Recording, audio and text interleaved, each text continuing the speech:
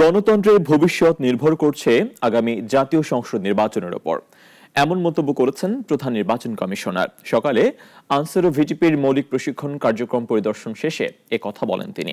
এছাড়া বলেন, আসন্ন জাতীয় সংসদ নির্বাচনে এবার আইনি হেফাজতে থাকা ব্যক্তিরাও ভোট দিতে পারবেন।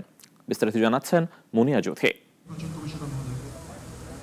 দেশের আসন্ন জাতীয় নির্বাচনকে সামনে রেখে মাঠ প্রশাসন থেকে নিরাপত্তা বাহিনী সবাইকে প্রস্তুত হতে বলেছে নির্বাচন কমিশন। ঢাকায় আনসার ও ভিডিপির মৌলিক প্রশিক্ষণ কার্যক্রম পরিদর্শন শেষে প্রধান নির্বাচন কমিশনার বলেন, এই নির্বাচনই নির্ধারণ করবে দেশের গণতন্ত্র কোন পথে যাবে। আমরা জাতি হিসাবে, দেশ হিসাবে কোন দিকে যাব, গণতন্ত্রের পথে কিভাবে হাঁটবো, এই সব কিছু নির্ভর করছে কিন্তু আগামী নির্বাচনের উপর। তিনি আরও বলেন, অপপ্রচার ও বিভ্রান্তি ঠেকাতে প্রশাসন, ভোটার ও গণমাধ্যমের ভূমিকা সমন্বিত হতে হবে।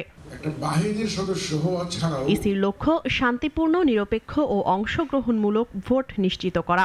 এ সময় মাঠ পর্যায়ের কর্মকর্তাদের প্রতি সতর্ক থাকার নির্দেশ দেন তিনি। জানান, ভোট কেন্দ্র ভিত্তিক নিরাপত্তা পরিকল্পনা ইতিমধ্যেই চূড়ান্ত পর্যায়ে পৌঁছেছে। আমাদের একটা নাগরিক দায়িত্ব আছে। এবছর ভোটের মাঠে আনসার ভিডিপি বাহিনীর 1,45,000 অতিরিক্ত সদস্য মোতায়েনের প্রস্তুতি চলছে। সিইসি জানান, আইনি হেফাজতে কারাগারে থাকা ব্যক্তি যারা বাংলাদেশের নাগরিক তারাও যেন ভোট দিতে পারেন সে ব্যবস্থা নেওয়া হয়েছে। যারা ইলেকশনে ডিউটি থাকে সাধারণত তারা কোনো সময় নিজেরাই ভোট দিতে পারে না, ভোটের দায়িত্ব পালন করে, কিন্তু ভোট দিতে নিজেরাই ভোট দিতে হবে। প্রিসাইডিং অফিসার যিনি থাকেন, পুলিং অফিসার যিনি থাকেন, ইভেন দি রিটার্নিং অফিসার ডিসি সাহেব উনিও কোনোদিন ভোট দিতে পারেন নাই।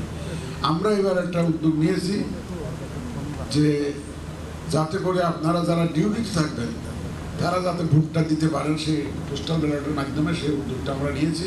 একই সাথে প্রিসাইডিং অফিসার, রিটার্নিং অফিসার ও আইন শৃঙ্খলা রক্ষাকারী বাহিনী থেকে শুরু করে প্রায় 10 লাখ লোক যারা নির্বাচনের সঙ্গে যুক্ত থাকবে তাদের ভোটদানের বিষয়টিও নিশ্চিত করবে কমিশন।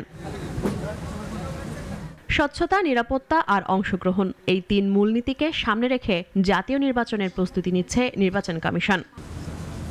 মুনিয়া জ্যোতি, নাগরিক, ঢাকা।